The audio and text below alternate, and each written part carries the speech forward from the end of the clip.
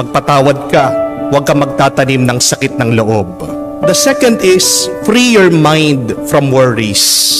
Marami tayong mga takot sa buhay, hindi naman lahat yan magkakatotoo. Third is to free ourselves from greed and selfishness. Matuto tayong makontento sa buhay, matuto tayong magbigay, dahil mas nakaka-bless ang taong mapagbigay. Fourth is, you must free yourself from other people's expectations. Kailangan nating tanggapin, hindi lahat ng tao magugustuhan tayo. Pero dapat, wag nating ikasama ng loob yun. Not everybody will love you, but that's okay. Accept that, be happy. And number 5, we must free ourselves from sin. Kailangan nating tandaan, hindi tayo ginawa ng Diyos para pumunta sa impyerno. Papunta na tayo sa impyerno, binigay niya ang kanyang anak si Jesus para pigilan tayo na magtuloy-tuloy pumunta sa impyerno. Remember, we are not made for hell. We are made for heaven. The key word to be happy is to be free. Gusto mong maging masaya, maging malaya ka. Pero alam natin sa buhay na ito, hindi tayo malaya, tayo'y nakakulong. Hindi lang naman po ang mga nakakulong ang hindi malaya. Kahit din tayo, minsan hindi tayo malaya sa ating buhay. Marami sa atin ang nakakulong. Ang tanong, saan? May 3 pagkakulong sa atin na nagiging dahilan ng ating lungkot. Ano po ito? Una, tayo'y nakakulong sa takot ng kamatayan. Amitin natin na marami sa atin ay nangangamba kung ano ang mangyayari sa atin bukas. At marami din sa atin nilalabanan ang kamatayan. Kaya nga, pag merong namatay at ililibing na, kung ano-ano yung mga superstition o paniniwala na ating ginagawa para daw walang sumunod sa atin. Meron ng wag mo daw idadaan ng kabaong kung saan siya pumasok. Kaya naman yung mga bintana sinisira. Doon inilalabas ang patay. Meron nang nagbabasag ng palayok. Meron din hindi naliligo at hindi nagwawalis. Malas daw. Baka merong sumunod.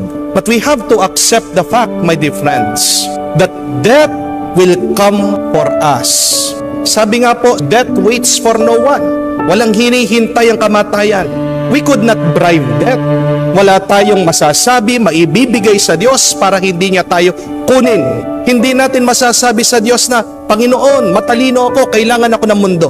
Hindi natin masasabi na, Panginoon, mayaman ako. Hindi natin masasabi na, Panginoon, kailangan pa ako ng aking pamilya. Pag oras mo na, oras mo na. At yan ang pinapaalala ng ating Panginoon. Darating ang oras ng paghuhukom. Lalong-lalo na sa oras na hindi natin inaasahan. Kahit na anong gawin natin, may katapusan ang ating buhay. The quicker that you accept that, the quicker that you will be at peace and happy. Kung kailang ka kukunin ng Diyos, tanggapin mo. Wala kang magagawa para maiwasan mo ang kamatayan. Minsan nga kung palagi mong iniisip yan at nangangamba ka, yan pa yung nagiging dahilan ng iyong kamatayan. Ano po ang dahilan? Bakit marami sa mga may sakit namamatay? Dahil ba nanghihina sila? Hindi. Ang number 1 reason, dahilan, bakit namamatay ang may sakit? Nervyos. Kinakabahan. Kung lalo mong nililigtas ang iyong buhay, doon nga lalong umiiksi ang iyong panahon dito sa mundo. Yan ang sinabi din ng ating Panginoon, that those who try to save their life will lose it, but those who lose their life for the Lord will save it. Huwag mong hahabulin ng buhay at takasan ka niyan. Ang mahalaga, maging masaya ka, mabuhay kang masaya, diyan hahaba ang iyong buhay. Minsan nga, yung mga taong conscious sa kanilang pangangatawan, sa kanilang health, sila pa yung agad na kinukuha ni Lord. Di po ba? Kahit na anong gawin mo, pag oras mo na, oras mo na. Kung ikaw ay buhay ngayon, may dahilan pa ang Diyos. Continue your mission. Pero pangalawa, marami pa rin sa atin hindi malaya sa kasalanan. We are a prisoner of sin. What is sin? Sin is doing what you will and not God's will. Pinapaalalahanan tayo na huwag tayong lilingon sa kasalanan. Dahil pag lumilingon ka sa kasalanan, ibig sabihin, may kagustuhan ka na mabuhay sa pagkakasala. The devil has designed sin to be attractive and addictive. Hindi pwede yung patikim-tikim sa kasalanan. Dahil pag tinikman mo na yan, dire-diretso ka na, makukuha ng masama. Parang yung mga iba sa atin, di po ba? Alam na mataas ang presyon, may kolesterol. Pero pag nakakita ng lechon, anong sasabihin? Tikim lang. Pero yung tikim, pagkakita mo, yung buong lechon nauubos na.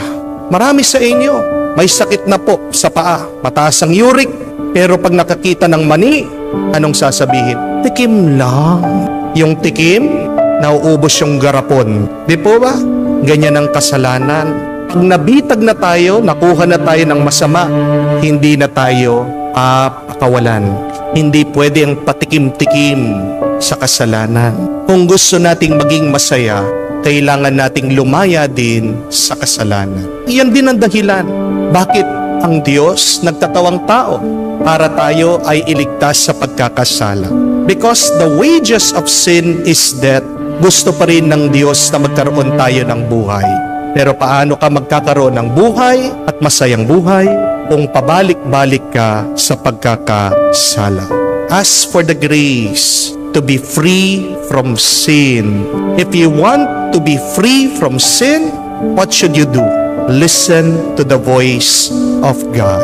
Dahil may kasabihan that God knows our past but calls us by name. But the devil knows our name but calls us by our past. Ang Diyos, alam niya nakalipas mong pagkakasala mo, pero tinatawag ka niya sa iyong pangalan.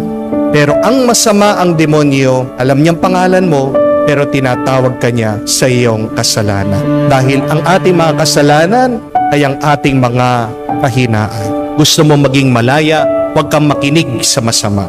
Makinig ka sa banal na espiritu na nakatanim na sa iyong puso. But thirdly and lastly, tayo din po ay mga nakatali, hindi malaya sa ating nakaraan. A lot of us, though we are in the present, still live in our past. Meron pong isang nanay, nilapitan ako, at hinihiling po niya na ipagdasal ko yung kanyang anak na babae. Tinanong ko po, ano po ang problema ng inyong anak? At dito po umamin ang nanay, sabi niya, may depression po at anxiety ang aking anak. Ilang taon na po yung bata? Sabi po niya, 14 years old. Napakabata naman po para ma-depress.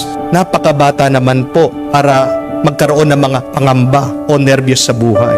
At tinanong ko po, ano po bang nangyari? At dito din po inamin ng ina, nakamatay-matay pa lang po ng kanyang asawa, ang tatay ng bata. Sabi ko po sa nanay, hindi po depressed ang anak niyo.